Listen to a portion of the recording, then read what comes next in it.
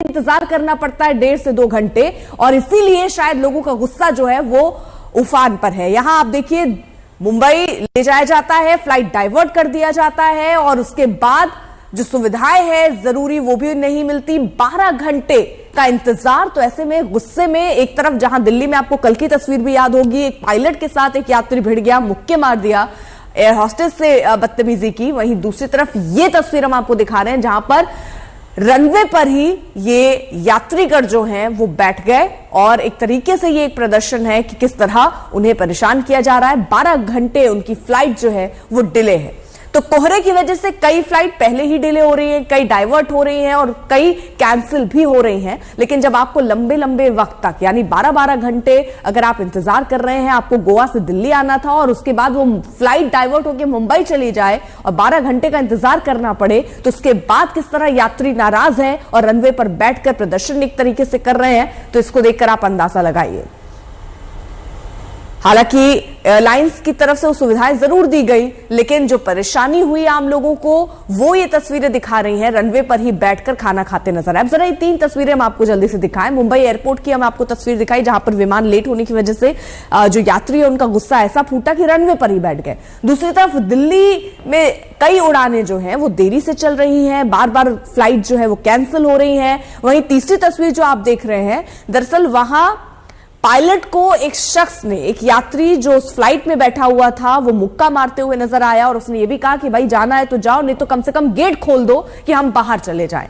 क्योंकि अब दिक्कत यह है कि फ्लाइट में बोर्ड करने के बाद एटलीस्ट आप कुछ मिनटों का इंतजार या कुछ देर का इंतजार करते हैं, रनवे खाली होने का इंतजार करते हैं, उसके बाद फ्लाइट उड़ती है। लेकिन अब इंडिगो के साथ यह भी दिक्कत सामने आई कि 1 घंटे फ्लाइट के अंदर ही आपको बैठाकर इंतजार कराया जाता है। यानी पहले तो आपको 2-3 बार फ्लाइट आपकी कैंसिल होती है, उसके बाद आप जब फ्लाइट में बोर्ड कर जाते हैं और आपको लगता है कि अब आप शायद अपनी डेस्टिनेशन पर समय से पहुंच जाए, तब 1 से 1.5 घंटे आपको वहां बैठकर इंतजार करना पड़ता है।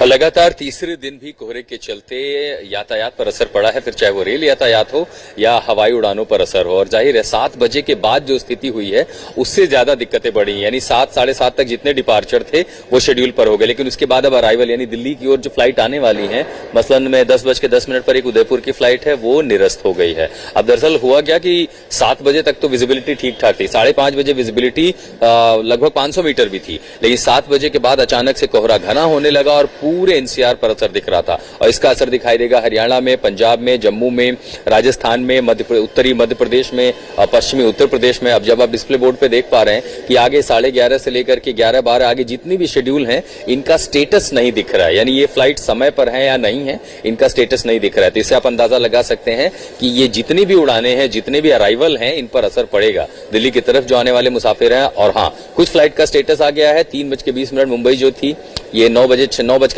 पर इसको दिल्ली अराइवल था, ये डिले है।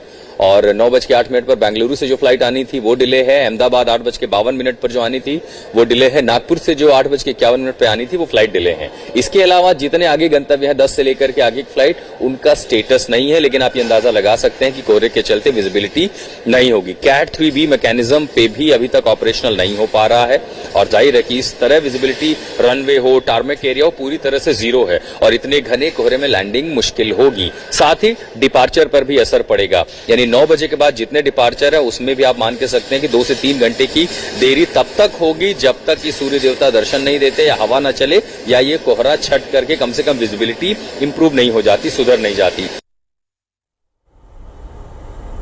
तो ये तस्वीरें भी आपको जल्दी से दिखा दे। घने कोहरे की वजह से फ्लाइट्स डिले हो रही हैं। इस असुविधा का कारण ये मौसम है। विजिबिलिटी अगर आप समझें तो देखिए, दिल्ली में 0 विजिबिलिटी, वाराणसी और आगरा में भी कमोबेश यही हाल, और आप जितने और शहर भी हम आपको दिखा रहे हैं, चाहे आप ग्वालियर ले लीजिए, जम्मू ले लीजिए, पठानकोट ले लीजिए, एयरपोर्ट पर जो विजिबिलिटी है वो 0 है, 0 है। चंडीगढ़ में भी 0, वहीं गया में 20 मीटर, प्रयागराज में 50 मीटर, 800 मीटर कम से कम आपको टेक ऑफ करने के लिए चाहिए। लेकिन ऐसे में आप सोचिए कैसे ये फ्लाइट्स उड़ेंगी जब विजिबिलिटी ही 0 हो। दिल्ली जैसी जगह, वाराणसी, आगरा, इन सब जगहों पर घने कोहरे की वजह से, धुंध की वजह से विजिबिलिटी 0 हो गई।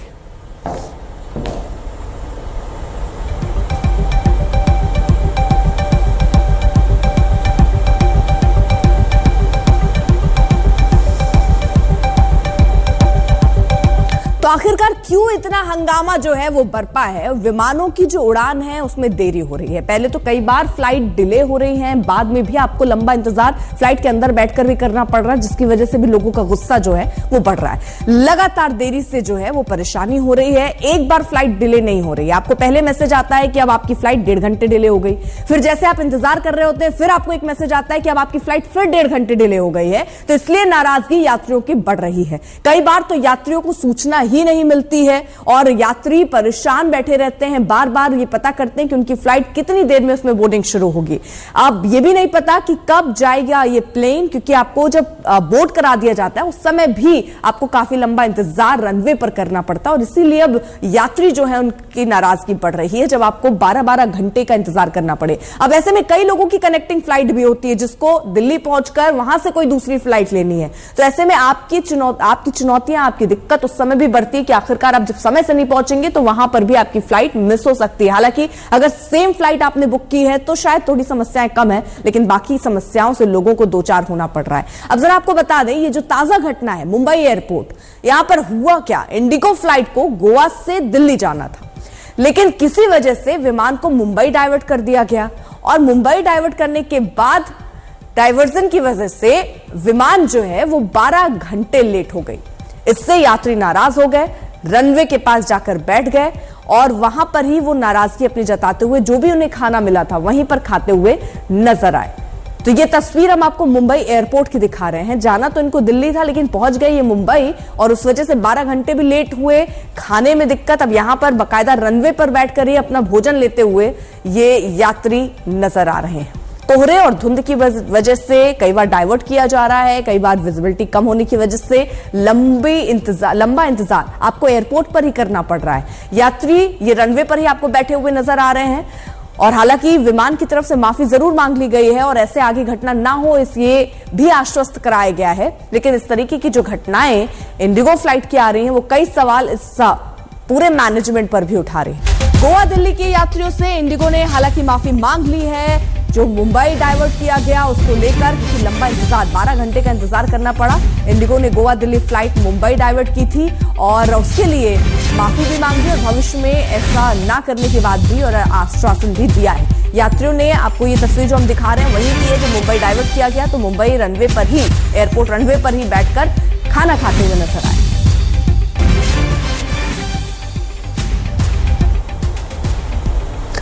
और अब बात अयोध्या में सज रहे रामलला के दरबार की। अयोध्या में प्राण प्रतिष्ठा से पहले बीजेपी देश भर में मंदिरों और धार्मिक स्थानों की साफ सफाई की मुहिम चला रही है। नासिक से प्रधानमंत्री मोदी ने इसका आगाज किया। अब लखनऊ में रक्षा मंत्री राजनाथ सिंह वहां मंदिर में दर्शन करते नजर आए, साफ सफाई की। उधर दिल्ली में केंद्रीय मंत्री अनुराग ठाकुर हनुमान मंदिर पहुंचे थे। तो दो तस्वीरें हम आपको दिखा रहे हैं, इस अभियान का हिस्सा बनते हुए दिग्गज नजर आ रहे हैं, चाहे वो अनुराग ठाकुर हो, राजनाथ सिंह हो। कल भी हमने तस्वीर देखी, उत्तर प्रदेश के मुख्यमंत्री योगी आदित्यनाथ, जेपी नड्डा, तमाम लोग इसी अभियान में हिस्सा बन रहे हैं, मंदिरों की साफ सफाई कर रहे हैं, स्वच्छता का संदेश दे रहे हैं। खुद जो बड़े नेता है, रक्षा मंत्री समझिए आप, लखनऊ में मंदिर की पूजा करने से पहले साफ सफाई अभियान का हिस्सा बनते हुए नजर आए। कुछ ऐसी तस्वीर दिल्ली की आप देखिए जहां पर अनुराग ठाकुर साफ सफाई करते नजर आ रहे हैं। तो देश भर में दरअसल बीजेपी की ये स्वच्छता मुहिम है जिसकी शुरुआत हुई है और धीरे धीरे इसी कड़ी में हर कोई जुड़ता जा रहा है।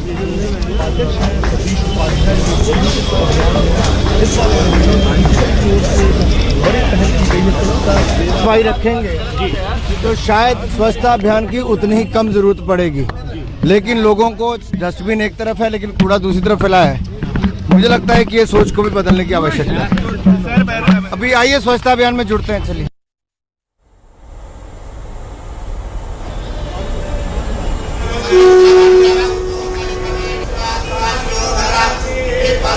पीयूष मिश्रा हमारे साथ, हमारे सहयोगी इस वक्त जुड़ चुके हैं। पीयूष, अब स्वच्छता अभियान की इस कड़ी में अब एक के बाद एक बड़े बड़े नेता जुड़ते जा रहे हैं।